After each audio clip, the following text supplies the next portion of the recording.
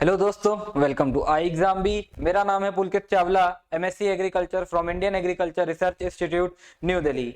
आज मैं आपके साथ डिस्कस करने जा रहा हूँ most important questions from the topic of basic terminology of soil science and major soils of India.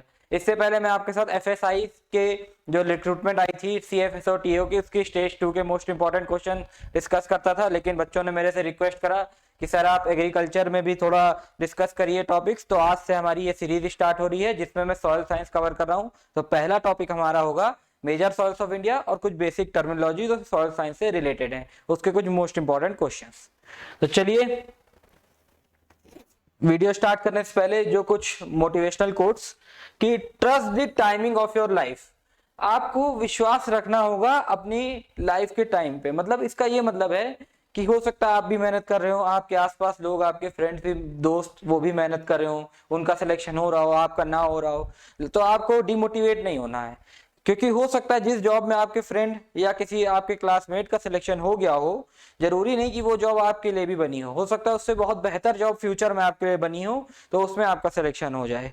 तो इसीलिए आपको विश्वास रखना होगा, क्योंकि कुछ लोग होते हैं जो 21 साल की उम्र में जॉब पाके 23 में जिनकी शादी हो जाती है और वो सेटल्ड हो जाते हैं। कुछ होते हैं जो 27 में बहुत बड़ी जॉब पाते हैं, फिर 28 में शादी करके सेटल्ड होते हैं। तो आपको टेंशन नहीं लेनी है, बस लगातार मेहनत करते रहिए, आप आज नहीं तो कल जरूर सफल होंगे। तो चलिए अपना आज का हम पहला क्वेश्चन देखते हैं, जो है which of the following is example of igneous rock. तो ऑप्शन है आपके ग्रेनाइट, लाइमस्टोन, सैंडस्टोन और मार्बल। इनमें से कौन सा इग्नियस रॉक का एग्जांपल है? तो जो करेक्ट आंसर है आपका वो होगा ग्रेनाइट। ग्रेनाइट आपका एक इग्नियस रॉक है। और चलिए मैं आपको दिखा देता हूं कि टाइप्स ऑफ रॉक क्या है। बेसिकली जो रॉक्स होते हैं आपके, ये 3 टाइप के होते हैं। एक आपका इग्नियस रॉक होता है, एक आपका सेडिमेंट्री रॉक होता है, एक आपका मेटामॉर्फिक रॉक होता है। इग्नियस रॉक आपके ना मेन 3 एग्जांपल खाली याद रखिएगा जो मोस्टली एग्जाम पे पूछे जा रहे हैं आजकल। तो आपको ग्रेनाइट याद रख लेना है, एक आपको बसाल्ट याद रख लेना है, एक आप लोग याद रख लीजिएगा प्यूमाइज करके। ये प्यूमाइज जो होता है ना, ये स्पॉन्ज की तरह होता है, एकदम बहुत हल्का होता है, पानी में तैरता भी है। स्पॉन्ज आप लोग ने देखा होगा फोम टाइप का होता है, उसको पानी में रख दिए तो एब्जॉर्ब भी करता है पानी और तैरेगा भी पानी के ऊपर। तो ये प्यूमाइज रॉक भी उसी तरह होता है।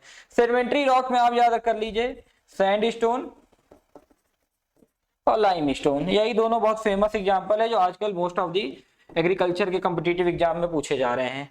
मेटामॉर्फिक रॉक में आपको याद रख लेना है मार्बल, यही सबसे ज्यादा इंपॉर्टेंट है जो मोस्टली पूछा जाता है। और एक स्लेट थोड़ा याद रख लीजिए, स्लेट भी आजकल पूछा जा रहा है।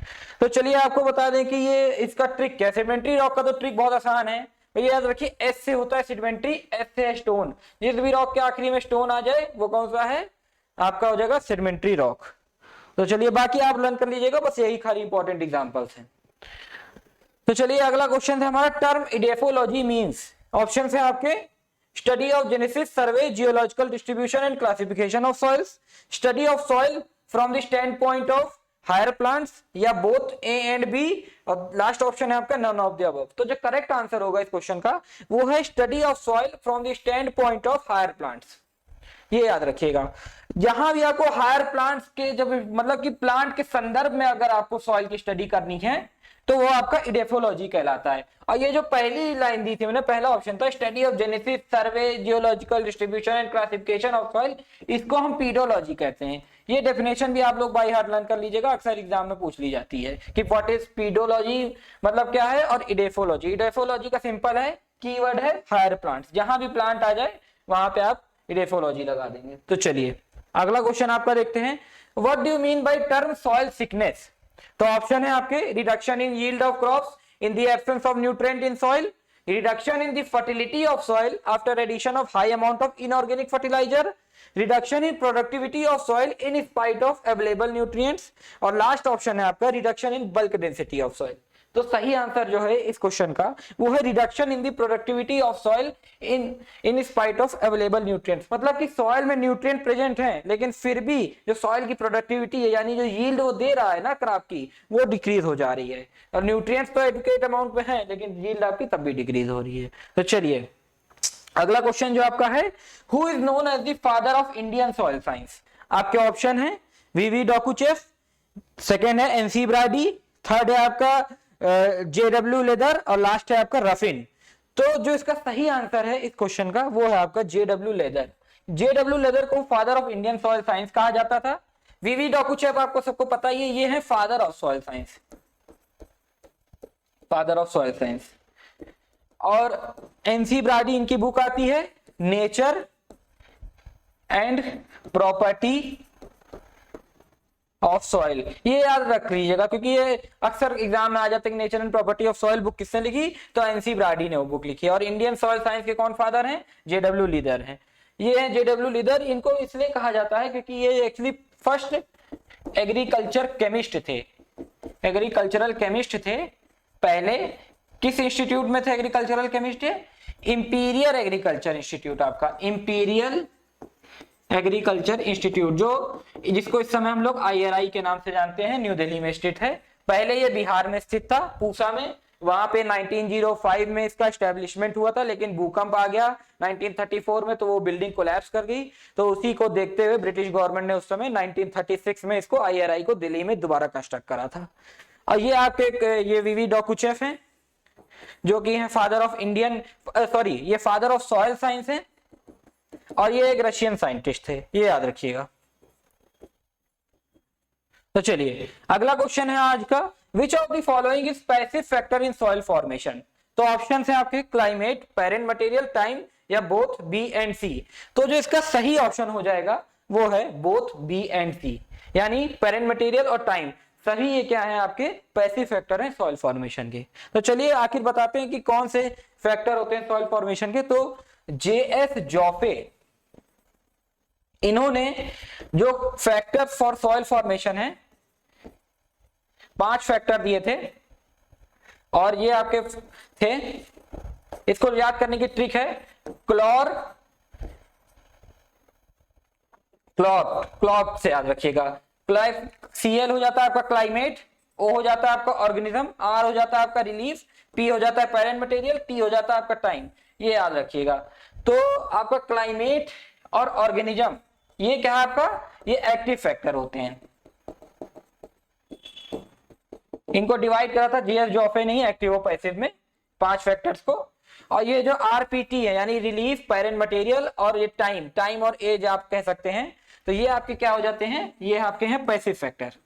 रिलीफ का मतलब कुछ नहीं, रिलीफ माने होता है ये टोपोग्राफी को हम लोग रिलीफ कहते हैं, मतलब कि लैंड की शेप कैसी है, टाइम की कितना टाइम लग रहा है सॉइल फॉर्मेशन में। प्लांट्स तो एनिमल्स आपके माइक्रोब्स को भी यहाँ काउंट किया जाता है, जो आपके बैक्टीरिया, फंजाई, क्योंकि ये भी बहुत इंपॉर्टेंट रोल प्ले करते हैं सॉइल की फॉर्मेशन में। फिर पेरेंट मटेरियल आपका कि कौन सा इग्नियस है, सेडिमेंट्री है कि मेटामॉर्फिक रॉक है। तो यही सब 5 फैक्टर है सॉइल फॉर्मेशन के। तो ये क्लॉरपिट ट्रिक जो है इसको मेनली याद रखिएगा, इसी से लर्न हो जाएगा कि पहले 2 जो है आपके एक्टिव फैक्टर हैं और ये 3 लास्ट के जो है पैसिव में आते हैं। तो चलिए अगला क्वेश्चन है हमारा, alluvial soils are deficient in. Option है फास्फोरस, पोटेशियम, नाइट्रोजन की कैल्शियम। तो जो इसका सही आंसर है वो है नाइट्रोजन। आपके जो एलुवियल सॉइल्स होते हैं ना, ये नाइट्रोजन में डिफिशिएंट होते हैं और पोटेशियम और फास्फोरस तो इनमें सफिशिएंट अमाउंट में पाया जाता है। तो चलिए देख लेते हैं इंडिया में जो मेजर सॉइल्स हैं। तो आपके बेसिकली इंडिया में जो है 6 टाइप के सॉइल पाए जाते हैं। एक एलुवियल है जो लार्जेस्ट एरिया ऑक्यूपाई करता है, इंडिया में सबसे ज्यादा लार्जेस्ट एरिया ऑक्यूपाई करने वाला सॉइल कौन सा है, एलुवियल सॉइल है आपका। एलुवियल सॉइल आपके 2 तरह के होते हैं, याद रखिएगा। एक आपका होता है भांगर, एक होता है खादर। और आपका फिर ये ब्लैक सॉइल है जिसमें कॉटन की हम लोग खेती करते हैं।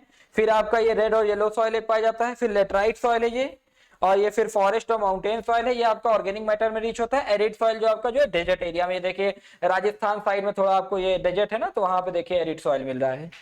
चलिए आपका अगला क्वेश्चन है आज का, black soils appear black due to presence of. जो ब्लैक सॉइल्स हैं वो ब्लैक क्यों दिखते हैं, किसकी प्रेजेंस से। ऑप्शन है titaniferous magnetite, B organic matter, C nitrogen या डी इलाइट। इलाइट आपका क्ले मिनरल होता है। तो इसका जो सही आंसर है वो हो जाएगा टाइटेनिफेरस मैग्नेटाइट। अब आप लोग सोच रहे होंगे कि ऑर्गेनिक मैटर होना चाहिए, क्योंकि ऑर्गेनिक मैटर डार्क कलर का होता है, उसी की वजह से ब्लैक होना चाहिए, लेकिन ऐसा नहीं है। जो ब्लैक सॉइल आपके होते हैं ना, वो ऑर्गेनिक मैटर और नाइट्रोजन दोनों में क्या होते हैं, पुअर होते हैं। और इलाइट तो क्ले मिनरल इसमें पाया ही नहीं जाता। ब्लैक सॉइल में आपका जो क्ले मिनरल पाया जाता है वो आपका होता है वर्मिकुलाइट। वर्मिकुलाइट, या आप कह सकते हैं कि मॉन्ट मोरेलोनाइट, सॉरी वर्मिकुलाइट नहीं पाया जाता है इसमें, इसमें आपका पाया जाता है मॉन्ट मोरेलोनाइट ही पाया जाता है, मॉन्ट मोरेलाइट पाया जाता है आपका, मॉन्ट मोरेलोनाइट ये आपका पाया जाता है 2:1 टाइप का होता है। इनको हम लोग ना सेल्फ टिल्ड सॉइल भी कहते हैं, ब्लैक सॉइल को सेल्फ टिल्ड।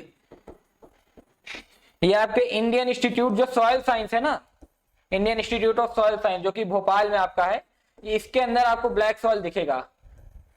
और यहाँ ये हमारा कॉटन की कल्टीवेशन में यूज होता है मेनली, महाराष्ट्र एमपी इन सब जगह कॉटन की कल्टीवेशन होती है, गुजरात में भी, तो वहां पे आपको मेनली ब्लैक सॉइल दिखेगा। सेल्फ टिल्ड इसलिए कहा गया है ना क्योंकि एक्सपेंडिंग भी होता है और कोलैप्स भी कर जाता है, तो अपने आप इसमें टीलेज हो जाता है, इसीलिए इसको सेल्फ टिल्ड कहा जाता है। और काफी स्टिकी टाइप का होता है, क्ले कंटेंट काफी होता है, जब गीला हो जाता है ब्लैक सॉइल तो आप लोग चलेंगे तो आपके जूतों में काफी स्टिक हो जाता है, अगर कभी आपने एक्सपीरियंस करा होगा तो।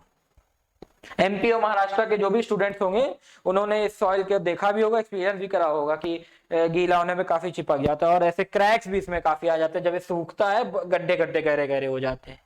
तो चलिए आज का जो अगला क्वेश्चन है, which of the following clay mineral is dominant in laterite soil. Laterite soil में कौन सा क्ले मिनरल डोमिनेंट होता है? तो मॉन्ट मोरेलोनाइट, इलाइट, वर्मिकुलाइट या काइलोनाइट। तो जो सही आंसर है क्वेश्चन का वो है आपका काइलोनाइट। मॉन्ट मोरेलोनाइट मैंने आपको बता ही दिया था, ये ब्लैक सॉइल में पाया जाता है। इलाइट आपका जो है ये एलुवियल सॉइल में, याद रखिएगा। और काइलोनाइट आपका लेटराइट सॉइल में तो पाया जाता है, साथ ही साथ ये रेड सॉइल में भी पाया जाता है। तो चलिए आपका देख लेते हैं ये आखिर काइलोनाइट है क्या। काइलोनाइट आपका ये इस टाइप से होता है, क्ले मिनरल का स्ट्रक्चर है 1:1 इसको कहा जाता है मेनली, क्योंकि एक इसमें एक शीट जो होती है सिलिका की होती है टेट्राहेड्रल, और दूसरी एल्युमिनियम ऑक्साइड की होती है जो ऑक्टाहेड्रल होती है, तो इसीलिए 1:1, 1 यानी एक सिलिका की और दूसरी किसकी हो जाएगी? एल्युमिनियम की। ये बेसिकली शीट होती है, एक माइक्रोस्कोपिक स्ट्रक्चर है, इलेक्ट्रॉन माइक्रोस्कोप से इसको देखा जाता है। तो चलिए आपका जो अगला क्वेश्चन है आजकल, red soils are formed mainly from. Red soils की फॉर्मेशन किन टाइप के रॉक से होती है? ग्रेनाइट, लाइमस्टोन, सैंडस्टोन या मार्बल। तो सही आंसर जो है इस क्वेश्चन का वो है आपका ग्रेनाइट। ग्रेनाइट ही बेसिकली जो होते हैं ना, जो आपके इग्नियस रॉक हैं, ये आप कह सकते हैं कि एसिडिक इग्नियस रॉक है ये, अगर और प्रॉपर्ली कहा जाए तो एसिडिक इग्नियस रॉक है, यही मेनली रेड सॉइल की फॉर्मेशन में इन्वॉल्व होते हैं। लाइमस्टोन, सैंडस्टोन पहले भी आपको बताया था, ये आपके सेडिमेंट्री रॉक हो जाएंगे।